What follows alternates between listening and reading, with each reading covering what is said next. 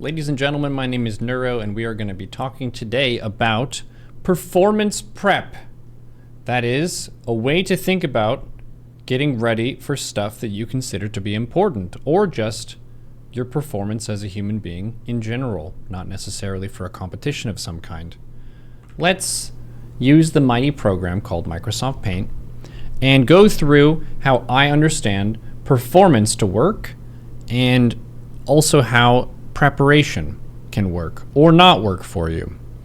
So to start this, I want to basically think about, at a baseline, your body is an engine. It's a system that can perform at its maximum or at its minimum at a given time. So one of the key elements, one of the key cornerstones of performance prep is physical status, your physical well-being. Physical check. Let's go through now and check all the different stuff that could influence your physical state and cause you to play better or worse. What are the key elements here? Chat, feel free to chime in if you have any ones that come to mind to you. But think about this like a launch sequence. Like what astronauts need to do before they go out into space to make sure that everything is okay and good to go. Because if you want to be playing your best, but the launch sequence is incorrect, or if you want to be the best astronaut you can be, but something is off, you're not going to get the best results you possibly could. And that's life sometimes. We're not astronauts. We're not always going into a super dangerous situation. So how much you prepare depends on what you're preparing for. Some things require more prep than others, but there are common themes in what can cause your body to perform better or worse. So physical check from the basics. Let's talk about them. Chat has a couple examples in there. Sleep. Your sleep is super important. I'm going to put 3 exclamation marks here. Your sleep is one of the heaviest factors that determines how alert and focused you are, how creative you are, how happy you are, and how motivated you are. How much you feel like you can do stuff and how much you believe in yourself is directly related to your sleep, because if you are not well rested, your body is going to be constantly asking you for more rest and sleep, which pulls your focus away. So sleep is one of the very most important fundamentals if you're trying to prepare for something and you want to prepare your best. Making sure you have more than enough time to give your body the opportunity to sleep is a tip-top, super mega priority. It's a survival need. So sleep, that's an easy one. Another one, hydration. This is another one that requires habits. You want to be building a habit of hydration by performing the amazing and sacred technique of keeping water at your desk or wherever you're doing stuff. There should always be fresh water that you can drink around. Okay? Hydration is a cornerstone of your physical well-being and fitness. You need to make sure you're gaining hydration. And then if you do something that lowers your hydration level, say exercise or eat a bunch of salty chips or food, you need to recover that. So bear in mind what you're eating, what you're drinking, what you're not drinking, what you're doing, and use your thirst as a guide to stay hydrated. I know these are simple ones, but these are some of the most obvious things that can prevent you from performing the best you can. So a big part of performance prep is just checking off the boxes of making sure all these systems are good. Because if you walk into your performance with a bunch of these stats very low, you're gonna feel like shit. So take some care when it comes to your sleep and hydration. I will drink to that right now.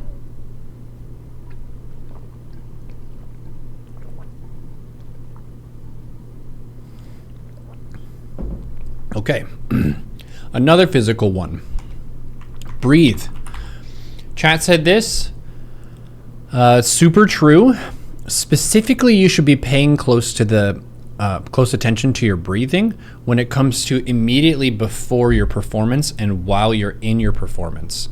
Your breathing controls a lot of your arousal level, and I mean that in the excitability scale, and also how calm or nervous you are. Your breathing is very much connected to that.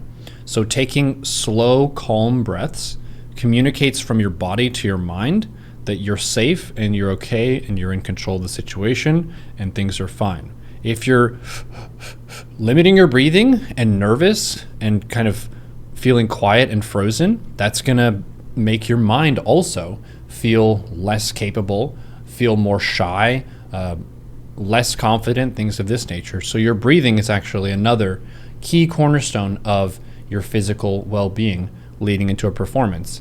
Chad mentioned diet as well. Another super basic element of making sure your body's okay.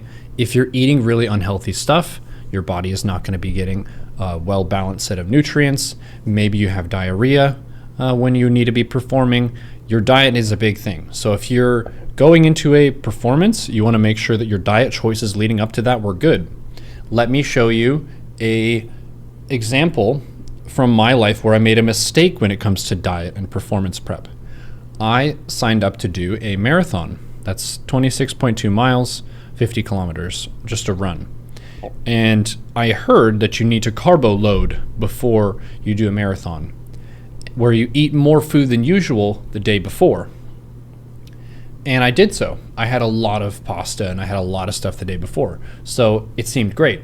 But another key part of diet is going poop. And what I did not do was go poop before the run. So when I went on the race, I ended up having the run during the run. And I had the runs. And I had to sit on the toilet while other people passed me in the race. So be sure about your diet. Also strategically figure out your poops. You don't want to need to poop in the middle of something really important. So anticipate those things. Same thing goes for even queuing into a Dota game. If this is a 45-minute game, you really need to go to the restroom. Make sure your diet and your digestion is doing okay. All right? Pay some attention to your diet. Eating stuff that is less processed is usually a plus.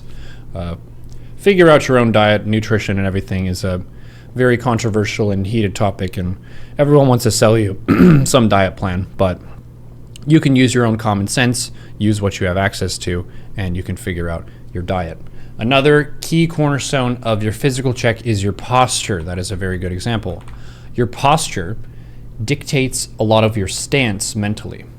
If you have a posture where your arms are crossed and your chest is crumpled forward, you have a very closed off, scrunched, diminished posture. That's not healthy, that's not good, and it sets a tone of grouchiness and discomfort because that's not a healthy way for your body to be sitting.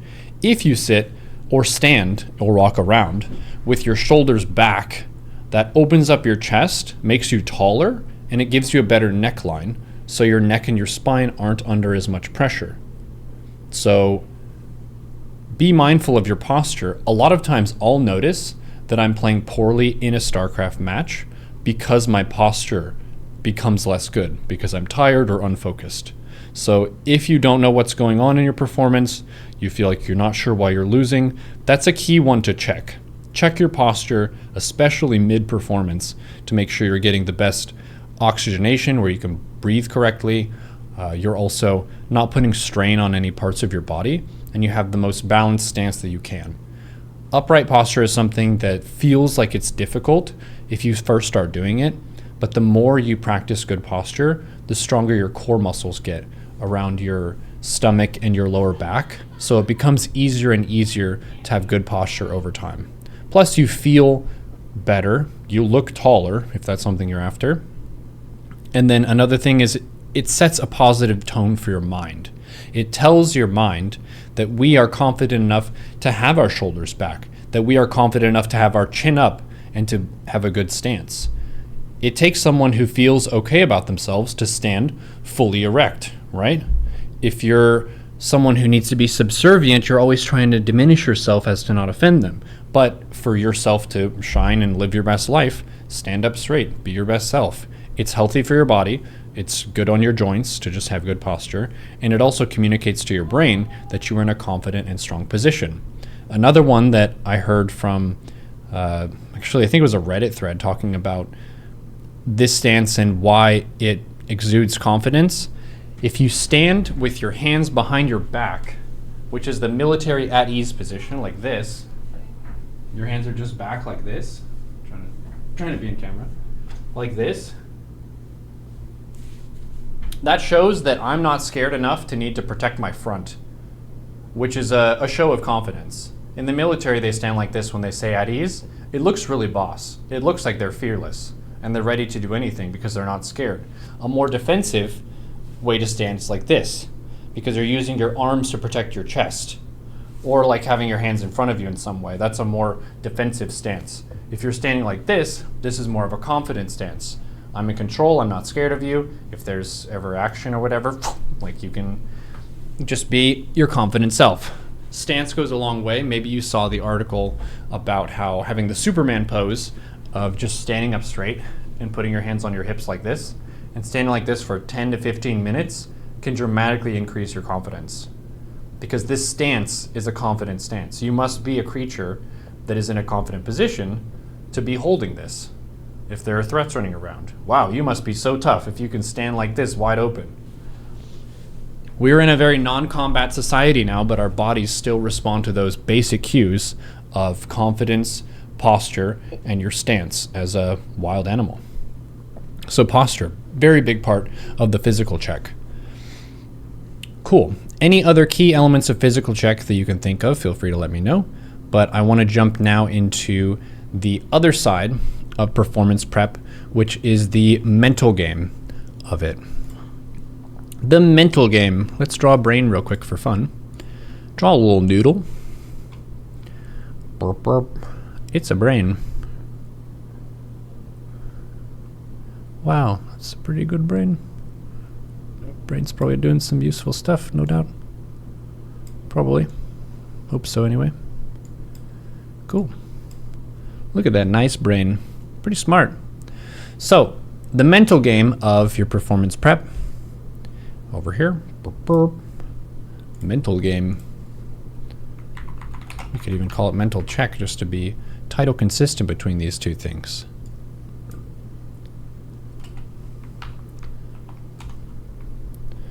We'll say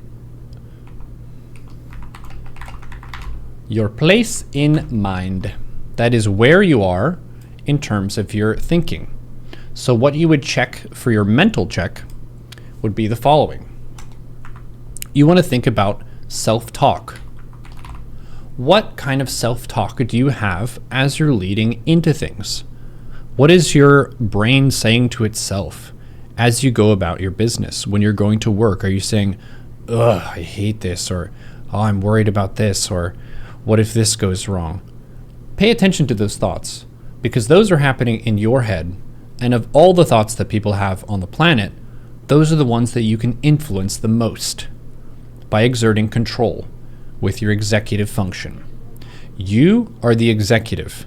And you might say, but Neuro, I'm just an entry-level worker. No, not of your company. You are the executive, the boss, the president, the emperor, the king, the queen, the whatever of your own mind, if you can wrestle with it. And it's difficult to wrestle with it because the brain is lighting up and wanting a bunch of different stuff.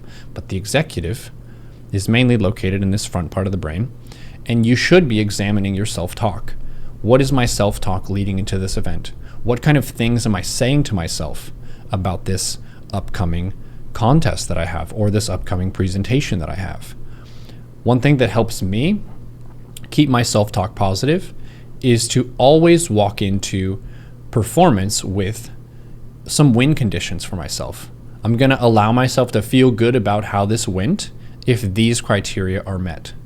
So one way that you can weave this in as part of your mental check is to think about win conditions. Think about positive things that you can gain from what's ahead of you, so that even if you don't win on all fronts, you can still gain in practice and experience. Let's give examples. Someone like Cyril, early on in his career, walked into lots of tournaments when he didn't win and he got eliminated early. This is before he became a good offline player. One thing that he got as a win condition, though, every time he went on stage and lost, was he gained experience in being on stage. He had played more and more matches of offline tournaments, which made him less and less nervous and more accustomed to that environment. So even though he lost, and you can say he went whatever in 3 against his opponents in this tournament bracket, he gained 3+ matches of practice. And this keeps you in that positive self place, that positive self-talk state of mind, if you're thinking about win conditions. Another way to frame that is have a practice emphasis.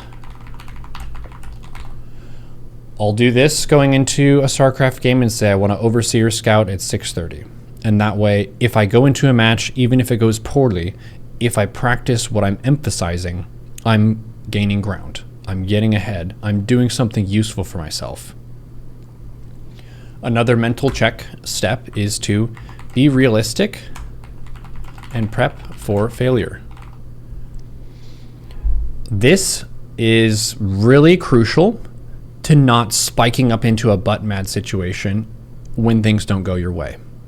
One thing that I'll try to do for prepping for failure is I will imagine multiple outcomes before I get into a situation, and I accept all of them. I accept the condition where I win and it's very hype. I accept the condition where I lose and I learn something from it and I try to lose gracefully.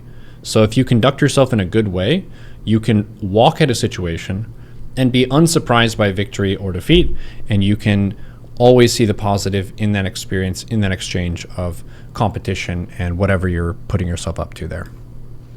Can we widen this here? Yeah, there you go. Nice. Be careful about who you talk with before performance. This is a very big one that is kind of subtle sometimes, but the way that you get talked to by others shapes your own self-talk. It's sort of like a person talking to you puts ripples into your own mind that influence your cognition in some ways. If you're talking with people who are talking shit about others, then that's going to make your mind want to do the same thing. This is why it's super, super important to not waste your time talking shit about other gamers. If you're in an online game and you're talking shit about the other players, that is valuable mental real estate that you could have spent toward win conditions for yourself, reiterating your practice emphasis, prepping for failure or trouble that could come up along the way. All of that is sacred mental real estate that you have. And you are the captain, you are the emperor, you are the king and queen of your own mind, and you should be able to control it. So be careful about who you talk with, because you tend to talk more like people who are around you, because that's the stuff that you hear. We echo the stuff that we hear in some sense. There's some famous quote of, show me your 3 closest friends and I will tell you who you are, something like that. So a huge part of your mental game is who you're talking with and how they talk about the world, because you become more like them just by exposing yourself to them. So try to find positive influences for yourself if you can. So another key thing with your mental check is to, let's say, wake your body up. We'll say Rouse the Dragon. Let's say Rouse the Dragon. And this is specifically to give yourself some extra energy and some can-do power to get ready for stuff. And what I'm talking about here is positive affirmations, a can-do attitude, visualizing victory, or at least visualizing some success for yourself, and being grateful for getting the opportunity to test yourself and to face a challenge. This is where you can listen to a really cool song, type yourself up, do some meditation, maybe do a little bit of light exercise just to get yourself more into a physical and mental state of combat. Because if you're going into a performance, if you're going into a presentation, if you're going into a match, you want to make sure that you are serious. You are serious about entering into this. You are going to give your best, or at least you're going to give it a really good try. And you are calling upon your best self to give you power in that moment. Maybe for you, this is prayer, where you pray to God or something. You have some ritual that you do. There should be some ritual. So we'll say have a ritual to get yourself going, to get yourself fired up, to do something a little bit different. If you have a performance that's more important than usual, you should communicate that to your body by your mind emphasizing key things about it, by your mind being more prepared. Another thing is assess your practice and where you're at overall and where you would like to go with it. This is kind of connected to your purpose for why you're there. Are you doing this because you have to make ends meet? Are you doing this because you want to ascend to a new level of practice? My Windows is trying to restart. No. Snooze it, not right now. Thank you, Windows. Where are you going with this? What is your purpose for practicing your craft? That gives you a lot of guidance, and also it gives you a lot of resilience toward difficulty along the way. If you don't really put your purpose in front of you, you can sometimes get lost in the weeds of complaining about things in the situation that you don't like. So give yourself a buffer. So we'll say, by assessing your practice, a better way to put this would be know what your goal is. That's kind of similar to win conditions, but I'm talking specifically about your long-term goal for why you're in this field, why you're involved in this kind of performance, and what you're moving toward.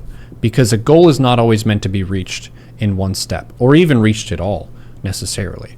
As long as you know what your goal is, it gives you a lot of toughness and resilience when it comes to other people trying to dissuade you from that path. Anyone who has played a team game knows that a lot of people will tell you to give up. That's a super common way to treat one's teammates, but it's not a very nice thing to do. But you will face it. So whenever you face it, you need to think about what your goal is. Is your goal to have fun? Is your goal to get to a certain level? Regardless of what your goal is, you need to think about how that person is influencing your goal and see if you want to A, debate them and argue with them, or B, just mute them and move on, or C, just not care what they have to say and move forward because you know that your goal is something in the match that you can achieve with or without their help. So that knowledge of your goal is really, really key. And then another mental check that you always need to do is, what is my tilt level right now? It's a hard question to ask, and some people are afraid to ask that question of themselves because it admits weakness. It admits that you can get upset by things, which you should just not be upset by that.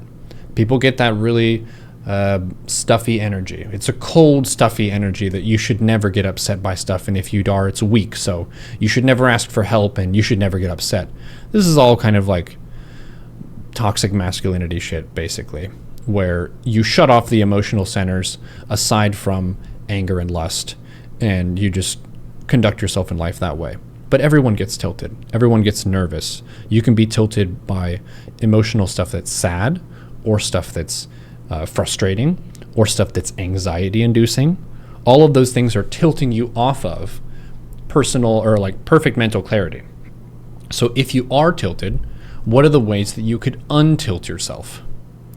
Do you need more rest? Is that why you're tilted? Do you need more hydration? Do you need to take a 15-minute walk break just to get some fresh air? Do you need to look over a replay and figure out why you lost? Try to figure out how tilted you are, because if you're going into a performance tilted, your results are not going to be as good as they would if you could just untilt yourself and be calm as you approach the difficulty. Taking a break is important. Yep, we'll say that. Know when to take breaks. Absolutely know when to take breaks, and for how long. But many people rage queue. They will get into a match, get more tilted throughout the match, and then just dive into a fresh game because they want to reset. They want to restart it. That was a bad one. I'm just going to go into the next match talking shit about the previous opponent and hoping for a better game. This is a very unhealthy practice that doesn't let you actively learn from what happened before and accept what happened before so you can move cleanly and neutrally into the next match. So you need that mental clarity. You need that balance of, this is what I learned, this is what was in my sphere of control, this is what was not in my sphere of control, and I don't need to be upset about that. Watching replays is super important. Yep. Another thing, have some accountability. Accountability is a really, really strong tool for making sure that you are giving your best effort and really putting your best self at the process. If you have other people who know what you're trying to work on and they can support you in that, you're a lot more likely to succeed if you're not doing it all by yourself. So if you're someone who's trying to get really good at a video game, you can have a coach who keeps you accountable. You can have a sparring partner, someone you practice with, who keeps you accountable by practicing with you and making sure that you're actively learning the matchups. Many people will just be a lonely ladder player. They only ladder by themselves, and they always have 9 other people to blame for why the match didn't go their way. So they don't have accountability with anyone. But if you queue with your friends a bunch, and you can see each other's success and failures, and you can also talk about each other's success and failures, then you have a lot more clarity about what caused you to win or lose, and you also have some backup in the case that people are being rude. So accountability is really, really key in admitting when you made a mistake and when you got outplayed. Many people will hit a plateau in their skill because they fail to admit what they messed up in their play, and they just write it off as some dirty bullshit. We have a friend in the chat who's bad at determining that you don't feel well. You're very in your own head. Do you have a pre-performance ritual of some kind? How do you get hyped up to ladder? What's your plan?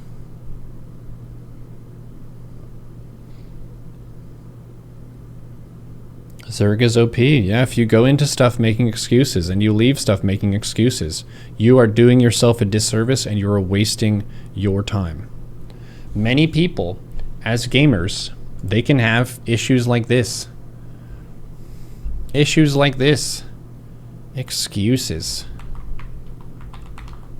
This is their mind. Look at this. This is their mind. It can take up this much space sometimes. It's pretty nasty. And that's when you really get stuck, because it's always excuses as to why you didn't do better than you did. What you can fill it with instead is careful examination.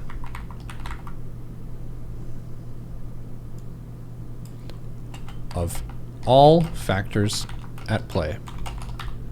This is the big brain, all-encompassing, super aggressive, sturdy way to go about this. If you carefully examine, oops, let's do that again.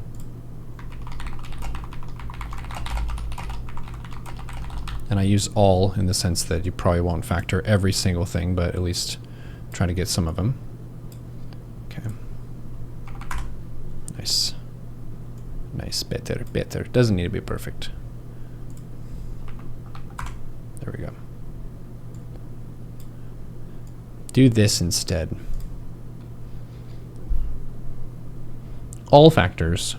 Your sleep, your hydration, your breathing, your diet, your posture, your self-talk, your win conditions going into it, what your practice emphasis is, being realistic about what can go wrong and being prepared for that, being careful about who you talk to before you get into stuff, waking the dragon, getting really hyped up and amped up and ready to kick ass, knowing what your goal is, which is as a player, as a performer, as a worker, whatever you're doing, what is your goal and what are you achieving, checking your tilt level, 1 to 10, how pissed off am I, how anxious am I, what can I do about that, and then doing check-ins, knowing when to take breaks, and then have some accountability of your success and your failure and take ownership of your results.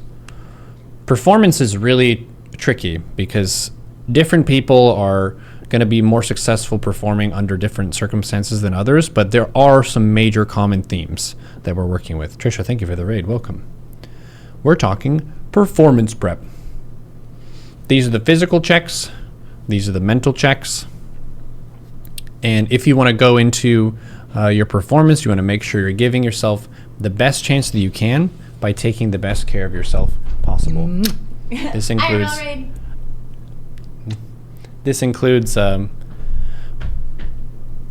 social activity, belonging, companionship, smooches, and more. Do we have any questions about performance prep before we advance to the next phase? Moldy Sock, thank you for sponsoring this. Teaches of Peaches as well. Thank you for sponsoring. You notice how I compliment my opponent when I lose. That shows that I'm keeping in mind it's supposed to be fun. Expectation management. It's actually tilt management. The reason I compliment my opponent whenever I lose is because it doesn't feel as bad to lose to a genius as it feels to lose to an imbecile. Many people get very upset when they lose in video games because they feel like they lost to an idiot. And that's very upsetting because that means you're stupider than an idiot. And this is too much to bear. That's why people get mad.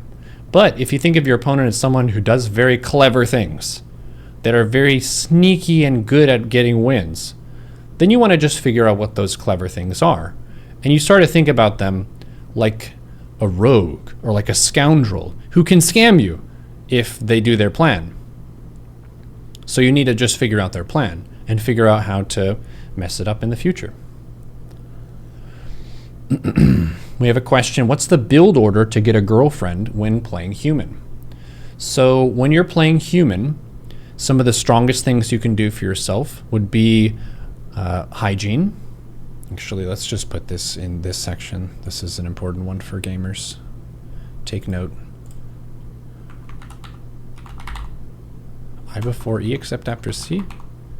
It's a rarely typed word for me, but that is a word. Hygiene is super strong. It's super strong and super sexy. You increase your sexiness level by like 80 with hygiene. And you also feel better about yourself. So it actually goes well into performance prep. I'm glad that that question came up. Because for many internet dwellers like myself, it can be very tempting to just not shower and just degen more. But then you're smelly gross. And that's not the best. So you can increase your chances of meeting someone nice if you smell nice than if you pass by them or walk by them and they go, ugh. That's not a good first impression or a good second impression. So clean yourself. Only when early, never late. You're right. Hygiene is an early game thing that's very important early on. But late game, one thing that's a really major turn on for people, especially women, is authenticity and conversation. Conversation and genuinely wanting to get into a long talk with someone, it just drives them crazy. Why? Because it shows that you care about their intellect. Many people get put into the box of, you look the way that I think hot should look, so we're together now. And that's how people think about pursuing a relationship, which is a very not good idea. Because people are a lot more than just sex toys. We are individuals. We have identities. We are creatures that have a mind, that deserve respect. And people have really interesting perspectives. So if you go into a relationship only thinking about the hotness value, you're going to run into a lot of problems later on because there's way more to a relationship than that. So try to get good at your conversation skills, I would say. And a big part of that is not wowing them with cool facts. It's more so being real and actually taking the time to listen. Because if you can listen to another person, that's like a 1 in 50 that you're giving them. I would say 1 in 50 actual human-to-human interactions, there's genuine listening occurring.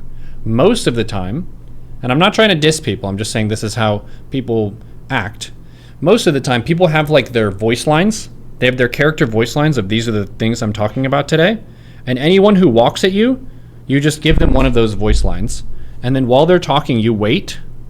And you nod and you say, uh-huh, oh, wow, uh-huh, wow, oh, yeah, fuck that, yeah. Okay, and then they say their next voice line. So people just take turns saying voice lines. If you can actually ask them the why. Ask them the why of why they're saying what they're saying. Where did you learn that? What's the context of this? What else do you think about that? People get super turned on by that because they feel like someone cares. Someone cares about my mind and my intellect. And that makes you feel seen.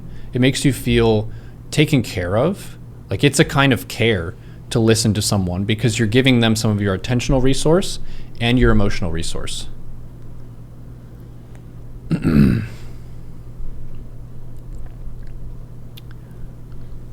You put your cologne on when it's tournament time. No joke, before my football matches in middle school and high school, our coaches made us wear a button-up shirt and dress slacks to school the day before on game day. And they said, you look good, you feel good, you play good. Which, even though that was grammatically incorrect, there was truth in there. Because looking good does make you feel better about yourself, which does boost your confidence score. So, yeah. You look good, you feel good. You play well. Yes, that's the more correct more correct way of framing that. If you're min-maxing your sentences there. So hygiene, another physical check. Another one would just be your environment. Let's do an environment. If your environment is distracting, you will inherently be performing worse because there is noise afoot. There are different things that are happening around you which can distract from your focus. So you have some control over your environment in a lot of cases, and doing so can give you a lot of leverage in allowing yourself to play your best. Maybe you need to keep the place at a certain temperature. That's fine and valid. To give Trisha a cute shout out, she really likes being warm. So if she's too cold, she's not going to be performing her best and she's going to be grumpy until she gets warm. So her having a warmer environment puts her naturally in a better mood. So climate controlling herself is a good way to have that. She's opening. I'm not in a robe right now. Case in point, Trisha's in a robe after her stream, getting comfortable. Then another thing for your physical check is decompress. You need to have some decompress time where you can relax, not be actively working on anything, but then also not being tilted more. And it's really hard to do if you actually think about quality decompress time. This can be different things for different people, but I'm talking about periods of the day where you allow your brain to not be challenged by different stuff, and you give it some of what it enjoys doing so you can relax and recover some of your energy. For some people, this could be snuggling their cat and just having quality time with their cat. It could be watching a show. But be careful what you watch, because some things will be very dramatic, very emotional, or very controversial and that kind of thing.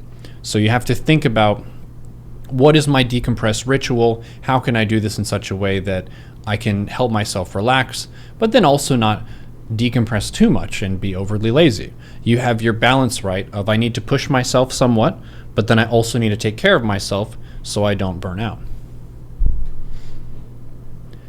Get your decompress time in as well. Chat saying about getting conversations going, that's already what you do, what you think you, but it doesn't really work. You try to get to know them, but they all feel empty to you. Don't know if you get what you mean. Yeah, but that's part of the difficulty of finding a person as well, is you're not going to vibe with everybody. Not everyone is going to attract you. And that's part of the difficulty of finding a person. We're all unique creatures, and not everyone is equally exciting to us. And that's just how it is. So if you haven't found your person yet, doesn't mean they're not out there. Just means you haven't found them yet. So keep rolling the dice. Keep putting yourself in situations where that person might be. Think about the kind of person you want to be with. You should be able to describe that. But then also be prepared for the person that you meet to be different from that ideal in some ways. Because that's also too much pressure if you basically impose your notion of perfection onto someone else, which is not from them. It's not from their original state of being. You can't relax. ADHD fucks you big time. You're working on it though. Do you ever use exercise to work on that? I'm not a psychology professional, so I'm not giving you actual advice. I'm just curious. I've always had the suspicion that ADHD isn't actually a disorder. It's just people who are energetic and they're not very happy with the sit-down society that we live in now. So it makes sense that you'd want more stuff to be happening, but it doesn't mean there's anything wrong with you. I think calling it a disorder might be slightly dishonest. You have the zoomies. You need to zoom sometimes.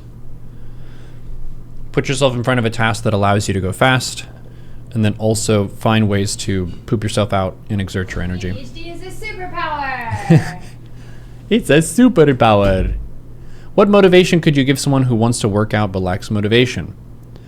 I would say you want to think about going to this, knowing what your goal is. Is your goal to look a certain way, or is it to be healthier? Or is it to be able to do more stuff and be stronger? You should be able to answer back with your purpose for wanting to work out. Because the stronger that purpose is, the more naturally motivated you're going to be.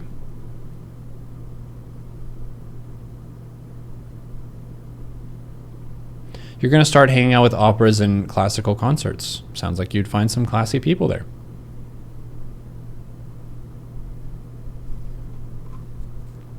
Use yoga and or meditation when you really need to relax. Meditation is very good. I highly recommend one song's worth of meditation before you try in a game. It feels really good for boosting yourself.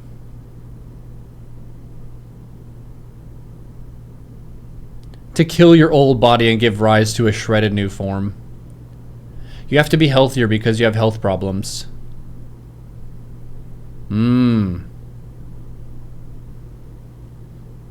So it's part of your superhero montage. That makes sense. I think one thing that you should do is you should try to go for inspiring yourself. Watching, one thing that I really like is the origin superhero movie for a lot of different characters, like Batman Begins, the first Spider-Man. Like whenever these characters first face a challenge that causes them to need to train, that can give you a nice boost. But I would say if you have health problems and you need to be healthier, try to think about the most fun way of working out that is technically a valid workout. You're not going to be the most successful if you just pick the hardest workout that you can, because you're going to hate it and you're going to quit. So if you find something that's enjoyable, like maybe you like cycling, so you start riding a bike around. That's going to burn a lot of calories for yourself. Maybe you like swimming. You could swim. Maybe you want to lift. You could lift. But really, all you really need to make a huge impact to your health is to walk for like 10 to 15 minutes a day. If you're at a 0 point of fitness, that's probably the strongest. Just opening build and just do a month of reps of that. I would wager that someone would experience pretty heavy change in a month if they just walked for 10 to 15 minutes a day. Maybe jog a bit if you want to try hard. Meditation tips: your mind tends to wander quite a bit. Allow the wandering. Welcome the wandering. Let the thoughts dance around a little bit and try to focus on your breathing cycle as your anchor point of nonverbal state of being. Because you don't really turn your mind off when you meditate. You're just trying to control it more, and you're trying to isolate it more from distractions. That's why closing your eyes can help with meditation, and maybe being in a quiet place can help. It's just because you're removing distractions. You're not failing at meditation because your brain is thinking in words. That's going to happen. The question is, can you give yourself that state of calm, serene thinking and serene being where you can just relax for 2 seconds and refocus yourself? Try to breathe slowly and deeply. Let the thoughts go in and out like waves. And try to think about, it's almost like holding your breath. It's like holding back the next word thought. And you can do that for longer and longer amounts of time the more you practice it.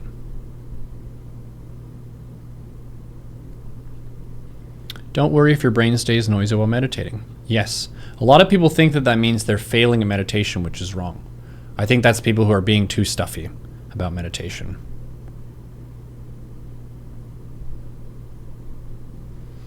Okay, physical check. Wake up. This one is a fun tactic that I've tried some of the time on stream. You may have seen me do the splash water on my face before I perform. This does help. There are a few different surprises you can give to your mind to wake it up. Splashing water on your face initiates what's called the mammalian dive reflex, which makes you more alert and ready to swim and get out of that water, even if you only splashed it on your face and you didn't actually jump into the water. You don't need to do this per se, but you should be up and walking around. You should be up and alert. You shouldn't roll out of bed and then perform. You're not going to perform your best if you just roll out of your bed and you never get that blood going. So giving your body some opportunity to wake itself up, not just from the non-sleeping capacity, but from the ready to go, aware and alert state of being. So this is performance prep. I try to break it down by mental and physical. There are obviously a lot more elements to this than just the ones that I've listed here, but I think this is enough of an overview that you should be able to weave in whatever you need to add to it and at least have some starting point. Once again, as a disclaimer, I'm not a licensed therapist, so you can't take this as therapy advice. This is from one gamer to another who studied a little bit of brain science stuff and has tried to think about this a decent bit. But I feel like a lot of times, and I'm going to actually add one here to the mental side, gauge your expectations.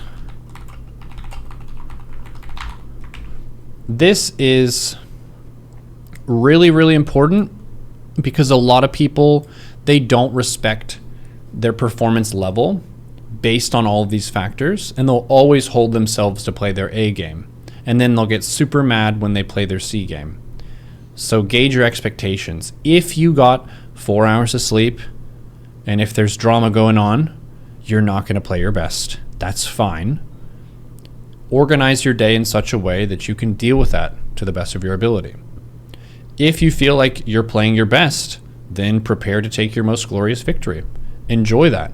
If you feel like everything is lined up and you're very well rested, then you may kick ass. So gauge your expectations accordingly. Figure out, am I really tired today? Should I take it easy on myself?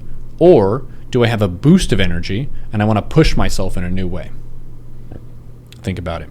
Gauge your expectations and you can prepare and perform and be okay with your performance. This is Performance Prep with Neuro. Thank you. And thank you all for supporting the subathon.